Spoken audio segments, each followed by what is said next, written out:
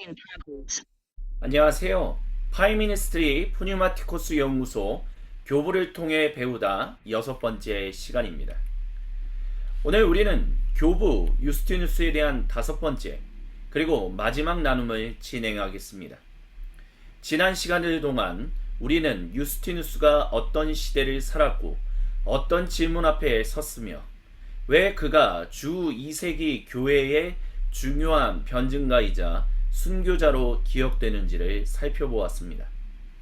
오늘은 그 내용을 정리하면서 유스티누스가 우리에게 남긴 신앙적인 질문들을 붙들고 다음 인물인 사도적 교부 이그나티우스로 넘어가는 길을 열어보고자 합니다. 유스티누스의 삶을 한 문장으로 정리한다면 이렇게 말할 수 있을 것 같습니다. 그는 진리를 찾던 철학자였고 로고스이신 구세주 예수님을 만난 뒤 복음을 증언하는 변증가요 순교자가 되었습니다. 처음 유스티누스는 진리를 찾아 여러 철학의 길을 걸었습니다. 그는 스토아 철학, 소요학파 철학, 피타고라스 철학, 플라톤 철학을 거치며 참된 지혜가 어디에서 오는지를 찾았습니다. 그러나 그 여정의 끝에서 그는 단지 더 높은 사상을 만난 것이 아니라 살아계신 진리이신 구세주 예수님을 만나게 됩니다. 유스티누스에게 그리스도는 단순히 그리스도인들이 믿는 한 종교 지도자가 아니었습니다. 그리스도는 모든 참된 진리의 근원이신 로고스이셨습니다. 모세와 고대 이스라엘 민족 예언자들이 증언했던 지혜의 근원이시며 고대 그리스 철학자들이 부분적으로 찾았던 진리의 충만함이셨습니다. 그래서 유스티누스는 철학을 완전히 버린 사람이 아니었습니다. 오히려 그는 철학이 찾던 진리가 그리스도 안에서 완성된다는 사실을 깨달은 사람이었습니다. 그리고 그 깨달음은 그의 삶을 바꾸었습니다. 그는 이제 혼자 진리를 사색하는 철학자로만 머물지 않았습니다. 그는 유대교와 대화하며 구세주 예수님 안에서 참 이스라엘이 누구인지를 변증했습니다. 그는 또한 로마 제국 앞에서 그리스도인이 누구인지를 설명했습니다. 그는 그리스도인을 이름만으로 판단하지 말고 그들의 삶과 진리를 보라고 요청했습니다. 유스티누스의 변증은 말과 글에서 끝나지 않았습니다. 그가 말했던 복음, 그가 변증했던 진리, 그가 고백했던 로고스이신 그리스도는 결국 그의 삶 전체를 요구했습니다. 그리고 마지막에는 죽음 앞에서도 그리스도를 부인하지 않는 증언으로 이어졌습니다. 그러므로 유스티누스의 여정을 단순히 철학자에서 신학자로 이어진 여정으로 볼 수 없습니다. 그의 여정은 진리를 찾던 철학자에서 로고스이신 구세주 예수님을 만난 증인으로 그리고 복음을 위해 자기 생명까지 내어놓은 변증가요 순교자로 이어진 여정이었습니다. 오늘 우리는 이 여정을 다시 정리하면서 유스티누스가 주후 21세기 교회에게 남긴 질문을 붙들어 보려고 합니다. 그리스도인은 누구인가? 복음을 변증한다는 것은 무엇인가? 진리를 안다는 것은 결국 어떤 삶으로 이어져야 하는가입니다. 지난 시간 우리는 주 2세기 고대 그리스 로마 세계 앞에서 유스티누스가 구세주 예수님을 로고스로 변증했다는 점을 살펴보았습니다. 이 점을 다시 한번 정리해보죠. 유스티누스가 예수님을 로고스라고 고백한 것은 주 1세기 교회가 예수님을 주님으로 고백했던 것과 전혀 다른 고백이었을까요?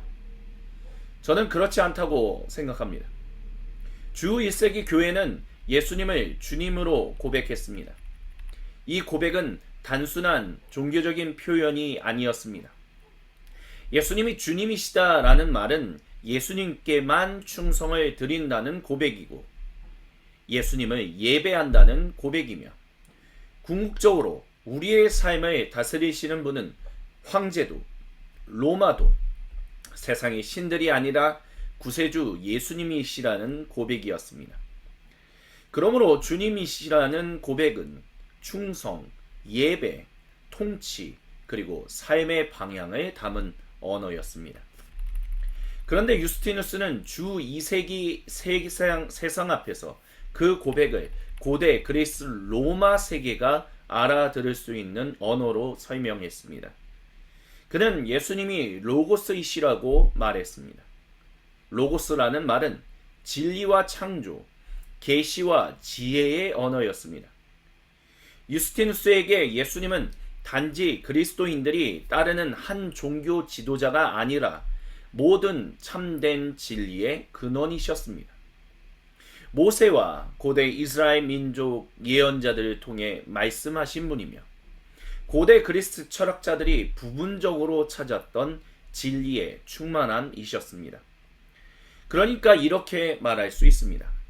주님이시라는 고백은 우리가 누구에게 속해 있는지를 말하고, 로고스이시라는 고백은 그 주님이 누구이신지를 설명합니다.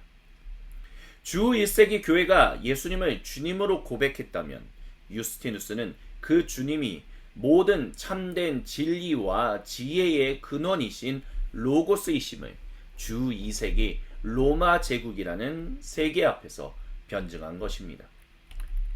이 고백은 로마 제국 앞에서 매우 강력한 의미를 가졌습니다.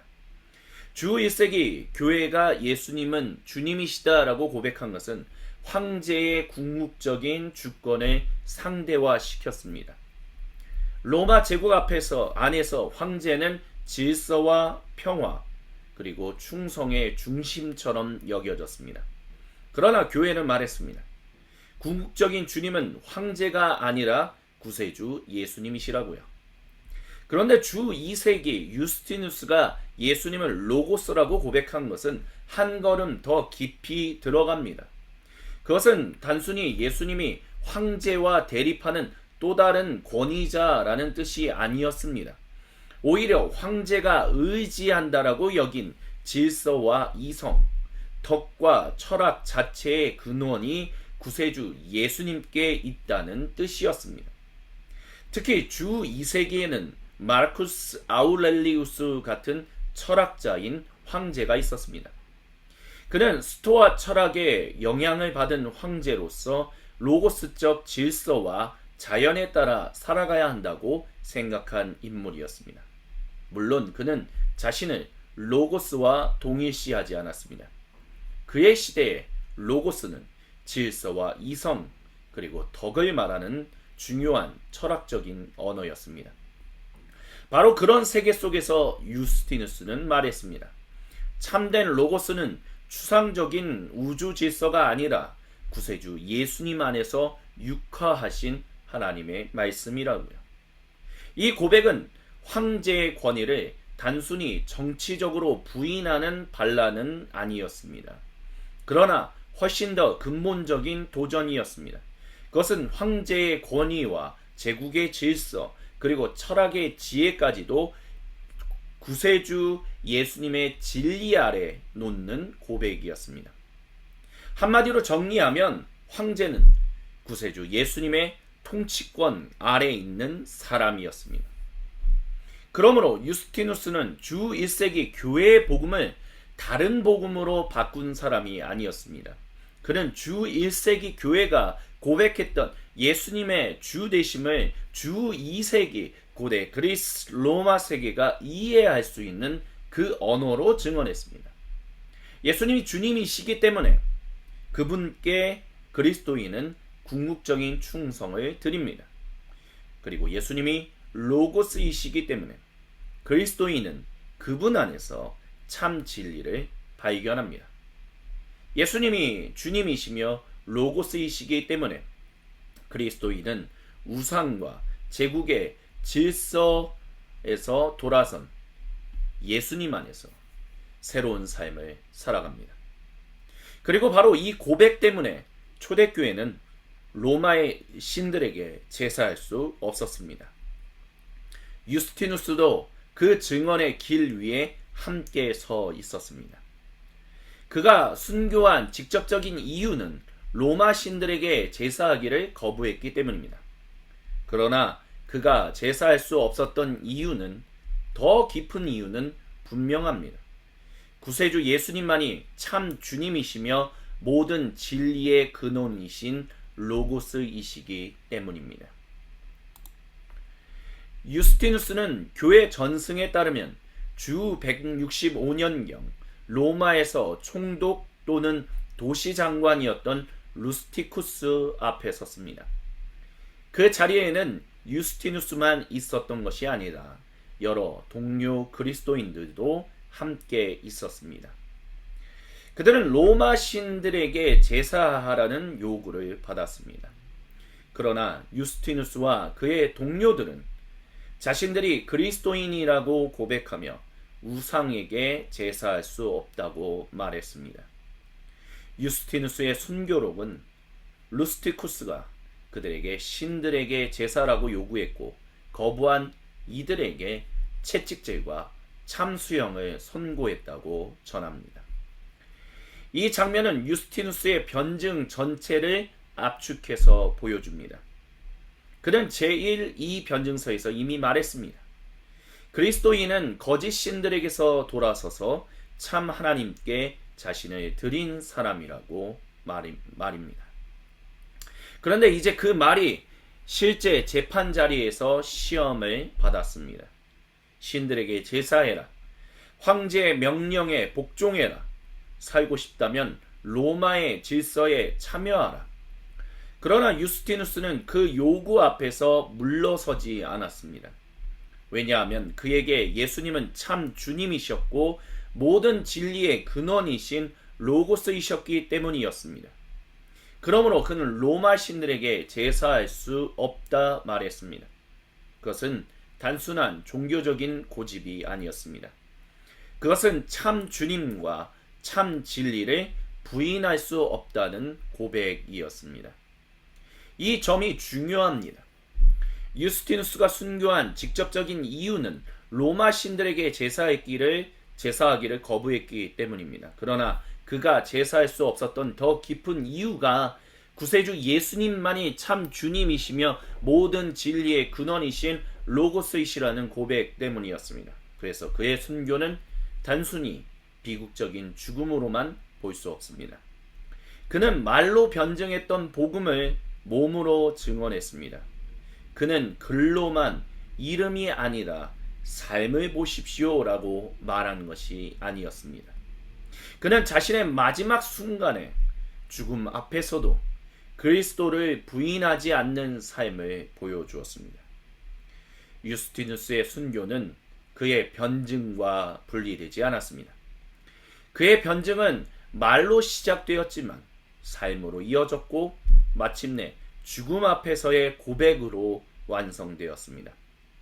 그래서 우리는 그를 단지 철학자나 변증가로만 부르지 않습니다. 우리는 그를 순교자 유스티누스로 기억합니다. 이렇게 우리는 유스티누스의 여정과 그가 주 2세기 유대교와 고대 그리스 로마 세계에서 그리스도교 신앙을 어떻게 소개하고 변증했는지를 살펴보았습니다. 이제 지난 5번의 강의를 하나의 흐름으로 정리해 보겠습니다. 유스티누스는 먼저 진리를 찾던 구도자였습니다. 그는 여러 철학의 길을 걸으며 참된 인생의 지혜가 어디에 있는지를 찾았습니다. 철학은 그에게 진리를 향한 갈망을 일깨워 주었지만 그 갈망을 완전히 채워주지는 못했습니다. 그는 참된 진리를 향한 영혼의 순례자였습니다. 유스티누스는 로고스이신 그리스도를 만난 사람이었습니다. 그에게 예수님은 모든 참된 진리와 지혜의 근원이신 로고스이셨습니다.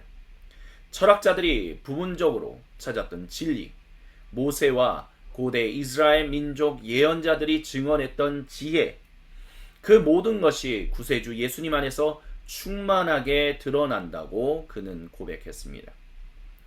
유스티누스는 유대교와의 대화 속에서 그리스도교 정체성을 변증했습니다. 그는 트리폰과의 대화를 통해 구세주 예수님 안에서 하나님의 약속이 어떻게 성취되는지를 설명하려 했습니다. 여기서 중요한 질문은 이것이었습니다. 참 이스라엘은 누구인가? 하나님의 백성은 무엇으로 규정되는가? 유스티누스는 그 답을 구세주 예수님 안에서 찾았습니다. 유스티누스는 로마 제국 앞에 선 교회의 변증가였습니다. 주 2세기 로마 제국은 그리스도인들을 의심했습니다. 그들은 로마의 신들을 섬기지 않았고 황제 숭배에 참여하지 않았습니다. 그래서 로마 제국 사람들은 그리스도인들을 무신론자나 제국의 질서를 위협하는 사람들처럼 여겼습니다. 그러나 유스티누스는 그리스도인이라는 이름만으로 판단하지 말고 그들의 삶과 진리를 보라고 요청했습니다. 다섯째, 유스티누스는 제1, 제2 변증서를 통해 그리스도인의 정체성을 선언했습니다. 참 그리스도인은 거짓 신들에게서 돌아선 사람입니다. 로고스이신 구세주 예수님 안에서 참 진리를 발견한 사람입니다. 그리고 그 진리를 예배와 미덕, 그리고 공동체의 삶으로 증언하는 사람입니다. 이렇게 보면 유스티누스의 5강의, 우리가 지금까지 다룬 유스티누스에 대한 5강의는 각각 따로 떨어진 주제를 다루지 않았습니다. 오히려 하나의 흐름으로 이어집니다. 진리를 찾던 구도자는 로고스이신 그리스도를 만났고 그리스도를 만난 사람은 유대교와 제국 그리고 고대 그리스 철학 세계 앞에서 복음을 변증했으며 그 변증은 말과 글로만 끝나지 않고 삶과 죽음의 증언으로 이어졌습니다. 그래서 유스티누스의 전체 여정을 이렇게 정리할 수 있습니다. 유스티누스는 유대교, 로마 제국, 그리고 그리스 철학 세계 앞에서 그리스도인이 누구인지를 변증했습니다. 그리고 그 변증의 마지막 질문은 결국 이것입니다. 그리스도인은 무엇을 믿는 사람인가? 그리스도인은 누구에게 속한 사람인가? 그리스도인은 어떤 삶으로 복음을 보여주는 사람인가입니다. 유스티누스가 보여준 그 그리스도인의 정체성, 즉 영성을 조금 더 깊이 정리해 보겠습니다. 유스티누스에게 그리스도인은 먼저 참 하나님께로 돌아선 사람입니다. 로마 사회에는 그리스도인들을 무신론자라고 불렀죠. 왜냐하면 그리스도인들이 로마의 신들을 섬기지 않았고 황제 숭배에 참여하지 않았기 때문입니다. 그러나 유스티누스는 이 비난을 뒤집었습니다. 그리스도인들은 신을 믿지 않는 사람이 아닙니다. 오히려 참 하나님을 알았기 때문에 거짓 신들에게 절할 수 없게 된 사람입니다. 회심은 종교 하나를 더하는 일이 아니었습니다. 로마의 신들도 섬기고 그리스도교의 하나님도 섬기는 식의 혼합이 아니었습니다. 회심은 그리스도인들에게 있어서 회심은 방향을 바꾸는 일이었습니다. 우상과 제국의 질서에서 돌아서서 살아계신 하나님께 자신을 드리는 일이었습니다. 이 점에서 그리스도인은 참 이스라엘로 이해될 수 있습니다. 고대 이스라엘은 하나님과 우상을 겸하여 섬기다 제국의 포로가 되었습니다. 그러나 하나님의 약속은 포로기의 현실 속에서도 사라지지 않았습니다. 하나님은 자기 백성에게 돌아오시고 그들을 회복하시며 마침내 성령님의 임재 가운데 새로운 백성을 이루십니다. 그리스도인은 바로 그 회복의 자리 안에 선 사람들입니다. 예수님이 아버지 하나님과 우상을 겸하여 섬기지 않으셨던 것처럼 예수님의 신부이며 친구인 교회도 하나님과 우상을 겸하여 섬길 수 없습니다. 교회는 참 하나님께 속한 백성, 곧 참 이스라엘로 부름받았습니다.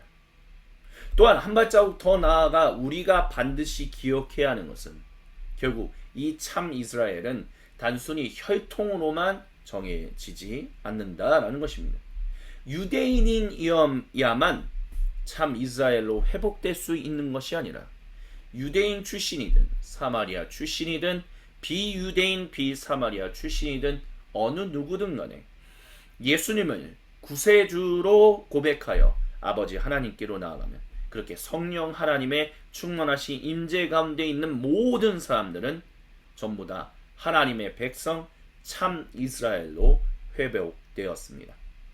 그래서 참 이스라엘은 유대인 출신과 사마리아 출신, 비유대인 출신의 모든 것을 뛰어넘어서 유일하신 하나님의 단일 백성으로 모두를 한 가족으로 만들었습니다. 이것이 유스티누스가 믿었던 복음, 주 1세기 교회와 2세기에도 계속해서 이어졌던 복음입니다. 두 번째, 그리스도인은 로고스이신 구세주 예수님 안에서 참 진리를 발견한 사람입니다. 유스티누스에게 진리는 단순한 정보가 아니었습니다. 주 2세기 고대 그리스 로마 세계에서 진리는 우주와 인간 삶을 질서 있게 만드는 참된 이성, 지혜, 그리고 삶의 원리와 연결되어 있었습니다. 스토아 철학자들은 자연과 로고스에 따라 사는 삶을 말했고, 플라톤주의 전통은 보이는 세계 너머의 참된 실제와 지혜를 추구했습니다. 그러므로 당시 진리란 무엇이 맞는가만이 아닌 무엇이 참된 삶인가 라는 질문과 깊이 연결되어 있었습니다. 유스티누스에게 진리는 또한 참 하나님과 거짓 신들을 구별하게 하는 빛이었습니다. 로마 사회는 많은 신들을 인정했지만 유스티누스는 참 하나님은 한 분이시며 사람이 만든 우상은 참 신이 아니라고 말했습니다. 그래서 진리를 발견한다는 것은 단순히 새로운 사상을 받아들이는 것이 아니라 거짓 예배에서 돌아서서 참 하나님께 자신을 드리는 것이었습니다. 그리고 이 진리는 성경적이며 계시적인 진리였습니다. 모세와 고대 이스라엘 민족 예언자들이 증언한 하나님의 약속이 구세주 예수님 안에서 성취되었다는 사실, 하나님이 역사 속에서 말씀하셨고 마침내 로고스이신 구세주 예수님 안에서 자신을 드러내셨다라는 사실, 이것이 유스티누스가 붙든 진리였습니다. 이 진리는 머리로 아는 데서 끝나지 않습니다. 진리를 만난 사람은 다르게 살아갑니다. 거짓 신들을 떠나고 순결과 절제, 정의와 사랑을 살아내고 가난한 사람을 돕고 죽음 앞에서도 그리스도를 부인하지 않습니다. 그래서 유스티누스에게 진리는 결국 변화된 삶과 순교의 증언으로 확인됩니다. 셋째, 그리스도인은 예배와 미덕의 삶으로 복음을 증언하는 사람입니다. 주 2세기 로마 사회에서 예배와 미덕은 단순한 종교 활동과 착한 성품 정도가 아니었습니다. 둘 다 정체성, 충성, 사회 질서, 그리고 시민성과 깊이 연결되어 있었습니다. 먼저 예배는 개인의 종교적인 취향보다 훨씬 공적인 의미를 가졌습니다. 로마 사회에서 신들에게 제사하고 도시의 신들을 기리고 황제와 제국의 질서에 경의를 표하는 일은 공동체의 안정과 평화에 참여하는 행위였습니다. 그러므로 예배는 나는 어떤 신을 믿는가의 문제만이 아닌 나는 어떤 세계에 속해 있는가, 누구에게 충성하는가, 이 사회의 질서에 참여하는가를 드러내는 행위였습니다. 그리스도인이 로마 신들에게 제사하지 않는 것은 단순히 종교가 다르다는 뜻이 아니었습니다.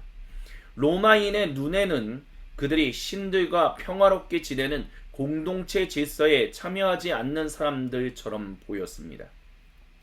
그래서 그리스도인들은 무신론자, 불경건한 사람, 사회 질서를 위협하는 사람으로 오해받았습니다. 그러나 유스티누스에게 그리스도교 예배는 새로운 정체성을 형성하는 자리였습니다. 일요일에 모여 성경을 읽고 말씀을 듣고 기도하고 세례와 성찬과 자선을 실천하는 일은 그리스도인이 제국의 백성이기 이전에 하나님 나라의 백성임을 보여주는 방식이었습니다. 미덕도 마찬가지입니다. 로마 사회에서 미덕은 개인적인 인격의 문제가 아니라 명예로운 시민성과 연결되어 있었습니다. 절제, 용기, 정의, 경건, 충성 같은 덕목은 좋은 시민, 좋은 가문, 좋은 통치자의 표지처럼 여겨졌습니다. 그런데 유스티누스는 바로 이 지점을 뒤집었습니다. 로마는 그리스도인을 불경건하고 위험한 사람으로 보았지만 유스티누스는 오히려 참 하나님을 섬기는 사람들이 진정한 미덕을 살아낸다고 말했습니다. 유스티누스에게 미덕은 참 하나님을 예배하는 사람에게서 나타나는 새로운 인간성이었습니다. 이전에는 욕망과 탐욕 그리고 미움 속에 살던 사람들이 진정한 미덕을 살아낸다. 그래서 이제는 순결, 나눔, 원수를 위한 기도, 가난한 사람을 돌보는 삶으로 변화되었습니다. 이것은 로마식 명예를 흉내내는 것이 아니라 로고스이신 구세주 예수님 안에서 새롭게 빚어진 삶입니다. 이것이 유스티누스가 본 그리스도인의 삶이었습니다. 영성이었습니다. 그리스도인은 참 하나님께 돌아선 사람입니다. 로고스이신 구세주 예수님 안에서 참 진리를 발견한 사람입니다. 그리고 그 진리를 예배와 미덕 그리고 공동체의 삶으로 증언하는 사람입니다. 그래서 유스티누스에게 변증은 단순한 논리 싸움이 아니었습니다. 변증은 삶이었습니다. 그리스도인이 어떻게 예배하는지, 어떻게 나누는지, 어떻게 사랑하는지, 그리고 죽음 앞에서도 어떻게 주님을 부인하지 않는지가 복음의 증언이었습니다. 이제 유스티누스의 이야기를 푸니바티코스 연구소의 통합 입문과정인 성경은 드라마다, 기본과정인 성경적 영성, 그리고 중국과정인 그리스도인의 미덕과 연결해 보겠습니다. 먼저 성경은 드라마다의 관점에서 보면 유스티누스가 말한 회심은 사람이 우상과 제국의 이야기에서 나와 하나님의 메타 내러티브, 거대 드라마 서사로 들어가는 사건입니다. 로마 제국은 자기 이야기를 가지고 있었습니다. 로마의 신들이 도시와 제국을 지키고 황제가 질서를 세우며 제국이 평화와 번영을 준다는 이야기입니다. 그 이야기 안에서 예배는 제국 질서에 참여하는 행위였고 황제와 신들에게 충성을 표현하는 일이었습니다. 그러나 그리스도인은 그 이야기에서 돌아섭니다. 유스티누스가 보기에 그리스도인이 된다는 것은 이방 신들이 거짓 신임을 알고 그 신들에게서 돌아서 살아계신 하나님께 자신을 드리는 일이었습니다. 그러므로 회심은 단지 내 종교가 바뀌었다라는 말이 아닙니다. 회심은 내가 어떤 이야기 안에서 살아갈 것인가가 바뀌는 사건입니다. 우상과 제국의 이야기에서 나와 창조주 하나님과 로고스이신 구세주 예수님, 그리고 새 창조의 드라마 안으로 들어가는 사건입니다. 둘째, 성경적 영성의 관점에서 보면 유스티누스가 보여준 그리스도인의 삶은 단순히 철학적인 진리를 받아들이는 삶이 아닙니다. 성경적 영성은 먼저 하나님의 자기 계시, 즉 드러내심과 그 계시에 대한 백성의 응답입니다. 하나님께서 자신을 드러내시고 그 계시를 만난 사람이 믿음으로 응답하며 살아가는 것, 그것이 성경적 영성의 기본 구조입니다. 이 관점에서 유스티누스를 보면 그의 로고스 변증은 단순히 고대 그리스 철학자들과 대화하기 위한 지적 언어가 아니었습니다. 유스티누스에게 로고스이신 구세주 예수님은 하나님께서 자신을 드러내신 결정적인 방식이었습니다. 하나님께서 말씀과 지혜, 그리고 진리이신 구세주 예수님 안에서 자신을 드러내셨고 유스티누스는 그 하나님의 계시를 만났기 때문에 이전의 삶에서 돌아서게 되었습니다. 여기서 성경적 영성이 말하는 세 가지의 중요한 길, 곧 회개, 따름, 기도가 유스티누스의 삶과 자연스럽게 연결됩니다. 회개는 생각을 바꾸고 삶의 방향을 바꾸는 것입니다. 유스티누스에게 회개는 거짓 신들과 헛된 욕망 그리고 진리를 부분적으로만 붙들고 있던 삶에서 돌아서는 일이었습니다. 따름은 예수님과 계속 함께하며 그분의 행동을 닮아 사는 것입니다. 유스티누스에게 따름은 로고스이신 그리스도를 따라 예배와 미덕의 삶을 살아가는 일이었습니다. 기도는 하나님과의 인격적인 관계이며 하나님이 말씀하시고 우리가 응답하는 삶입니다. 유스티누스에게 기도는 로마의 신들에게 제사하는 방식이 아니라 참 하나님께 자신을 드리고 그분의 말씀에 응답하는 예배적인 삶이었습니다. 그래서 성경적 영성의 관점에서 유스티누스의 삶은 현실을 도피하는 영성을 보여주지 않았습니다. 그는 로마 제국 한복판에서 철학의 언어가 살아있던 세상 한복판에서 그리고 죽음의 위협이 실제로 존재하던 자리에서 하나님께 응답하는 삶을 살았습니다. 셋째, 그리스도인의 미덕 그 관점에서 보면 유스티누스에게 그리스도교 신앙은 거룩한 미덕의 제자도였습니다. 주 2세기 로마 사회에서 미덕은 단순한 착함이 아니다 라고 말씀드렸어요. 미덕은 명예로운 시민성, 사회적인 신뢰, 좋은 삶의 기준과 연결되어 있었습니다. 그러나 유스티누스는 로마 세계가 말하는 미덕보다 더 깊은 미덕을 말했습니다. 그는 참 하나님을 섬기는 사람은 그분의 탁월함을 닮아야 한다고 보았습니다. 절제, 정의, 박애와 같은 미덕은 단순한 윤리적인 장식이 아니라 참 하나님께 속한 사람에게서 나타나는 삶의 열매였습니다. 성령님의 열매라고 할 수도 있을 것입니다. 그래서 그는 그리스도인의 변화된 삶을 이전에는 그것과 이제는 의의 구조로 설명합니다. 이전에는 욕망을 따라 살던 사람들이 이제는 순결을 따릅니다.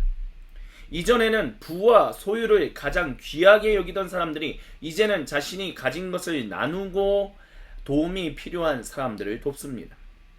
이전에는 서로 미워하고 분리되어 살던 사람들이 이제는 원수를 위해 기도하고 다른 사람들과 함께 살아갑니다.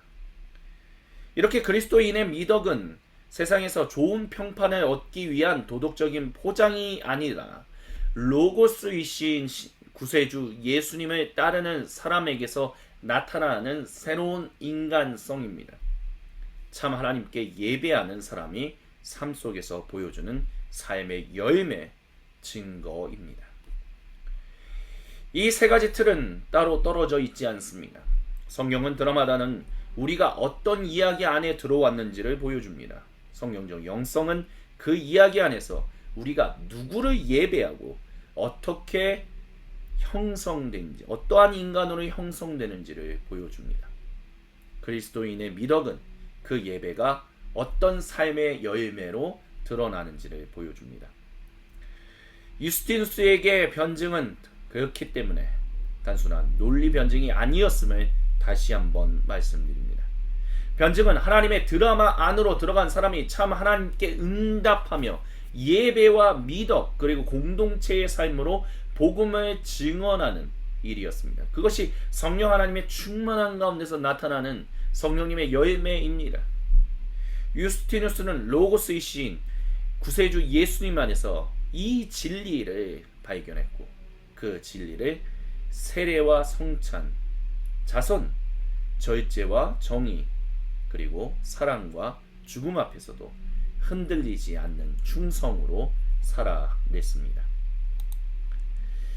이렇게 우리는 유스티누스를 통해 주 2세기 교회가 주 1세기 교회의 복음 고백을 잃어버리지 않았고 오히려 자신들의 시대 안에서 새롭게 증언했음을 살펴보았습니다. 유스티누스는 말로 복음을 변증했고 삶으로 그 복음을 보여주었으며 마지막에는 죽음 앞에서도 그의 구세주 예수님을 부인하지 않으므로 복음을 살아냈습니다. 그래서 순교는 단순히 죽임을 당하는 사건이 아닌 복음을 삶 전체로 증언하는 자리입니다. 바로 이 지점에서 우리는 다음 인물인 이그나티우스로 넘어갑니다. 이그나티우스는 유스티누스보다 앞선 세대에 속한 사도적 교부입니다. 그는 안디옥 교회의 감독이었고 로마로 압송되어 가는 길 위에서 여러 교회들에게 편지를 남겼습니다. 그는 그 편지들 안에서 자신의 죽음을 단순한 비극으로 보지 않았습니다. 그는 자신이 그리스도를 따르는 길 위에 있다고 보았습니다. 유스티누스와 이그나티우스는 서로 다른 방식으로 우리에게 같은 질문을 던집니다. 그리스도인은 누구인가? 그리스도인은 무엇을 믿는가? 그리스도인은 누구에게 속해 있는가? 그리고 그리스도인은 어디까지 그리스도를 따를 수 있는가? 유스티누스는 제국과 고대 철학 세계 앞에서 그리스도인이 누구인지를 변증했습니다. 그리고 이그나티우스는 죽음을 향해 가는 길 위에서 교회가 그리스도 안에서 어떻게 하나 되어야 하는지를 편지로 증언했습니다. 유스티누스에게 선교는 그가 말한 진리가 천대라는 마지막 증언이었습니다. 이그나티우스에게 순교는 그리스도와 연합하고 교회를 세우며 자신의 삶 전체를 복음의 드라마, 즉 하나님의 드라마 안에 맡기는 길이었습니다. 그렇기 때문에 순교는 변증의 끝이 아닙니다. 순교는 복음을 삶으로 증언하는 자리입니다. 바로 이 자리에서 우리는 유스티누스를 지나 이그나티우스에게로 나아갑니다. 그래서 우리는 다음 이 시간부터 이그나티우스에 대해서 함께 이야기를 나눌 것입니다. 방금 전에 말씀드렸던 것처럼 그는 안디옥 교회의 감독이었습니다. 근데 로마로 압송되는 굉장히 긴 여정 위에서 여러 교회, 특별히 7교회들에게 편지를 남겼습니다. 그 편지들은 단순한 개인의 유언이 아니었습니다. 그것은 죽음을 향해 가는 한 목회자가 교회에게 남긴 마지막 신학이자 마지막 권면이고 마지막 증언이었습니다. 유스티누스가 제국과 철학 세계 앞에서 그리스도인이 누구인지를 변증했다면 이그나티우스는 교회가 그리스도 안에서 어떻게 하나 되어야 하고 그것을 지켜야 하는지를 보여줍니다. 유스티누스가 그리스도인의 삶을 보십시오라고 말했다면 이그나티우스는 이렇게 말하는 것 같습니다. 그 삶은 교회 안에서 하나 되고 성찬의 식탁에서 참여하며 그리스도를 끝까지 따르는 삶입니다. 다음 시간부터 사도적 교부 이그나티우스에 대해 이야기하면서 우리는 몇 가지 중요한 주제를 살펴보게 될 것입니다. 그 중에 하나는 교회의 일치입니다. 이그나티우스에게 교회는 흩어진 개인들의 모임이 아니라 그리스도 안에서 하나된 몸입니다. 그는 교회가 분열되지 않고 감독과 장로 그리고 집사 안에서 질서 있게 하나 되기를 간절히 권면했습니다. 두 번째, 또한 성찬의 삶을 우리는 살펴볼 겁니다. 이그나티우스에게 성찬은 단순한 종교의식이 아니라 교회가 그리스도의 생명에 참여하고 하나의 몸으로 형성되는 자리였습니다. 그리고 또 하나 우리가 살펴볼 것은 바로 순교로 드러나는 그리스도인의 정체성, 즉 영성입니다. 이그나티우스는 자신의 죽음을 단순한 비극으로 보지 않았다라고 말씀드렸습니다. 그는 그것을 그리스도를 따르는 길, 그리스도와 연합하는 길, 자신의 삶 전체를 하나님의 드라마 안에 맡기는 길로 이해했습니다. 우리가 이그나티우스를 읽는다라는 것은 단지 또 한 명의 교부를 공부하는 것이 아닙니다. 우리는 그를 통해 특별히 주 1세기 교회와 2세기 교회의 그 연결점 속에서 교회가 복음을 어떻게 공동체로 살았는지, 성찬의 식탁에서 어떻게 그리스도의 몸으로 형성되었는지, 그리고 죽음 앞에서도 어떻게 그리스도를 구세주 예수님을 따랐는지를 보게 될 것입니다. 그리고 이그나티우스는 우리에게 다음과 같은 것들을 질문할 것입니다. 그리스도인은 어떻게 해서 그리스도를 따르는지, 교회는 어떻게 하나의 몸으로 살아가는지, 그리고 우리는 어디까지 구세주 예수님을 따라갈 수 있는지, 이 질문들을 품고 우리는 다음 시간부터 속사도 이그나티우스에게서 그리스도교 영성을 배울 것입니다. 그리고 우리는 다시 우리 스스로에게 질문할 것입니다. 오늘 주 21세기 교회는 무엇으로 복음을 증언하고 있는지, 우리의 일치인지, 성찬의 삶인지, 고난 속의 충성인지, 이런 것들을 우리는 다시 한번 돌이켜 보게 될 것입니다. 지금까지 교부 유스티누스를 통해 그리스도교 영성에 대해서 함께 배웠습니다. 유스티누스는 우리에게 그리스도교 신앙이 단지 생각의 체계가 아니라 하나님의 드라마 안으로 들어가는 삶임을 보여주었습니다. 그 삶은 참 하나님께 돌아서는, 그리고 그분께 응답하는 삶이고, 로고스이신 구세주 예수님 안에서 참 진리를 발견하는 삶이며, 그것이 예배와 그리스도인의 리더 공동체의 삶으로 복음을 증언하는 삶이다라는 것도 살펴보았습니다. 다음 시간에는 사도적 교부 이그나티우스 첫 번째로 우리가 함께 이야기를 나누겠습니다. 지금 이 시간까지 함께 해주신 모든 분들께 감사를 드립니다.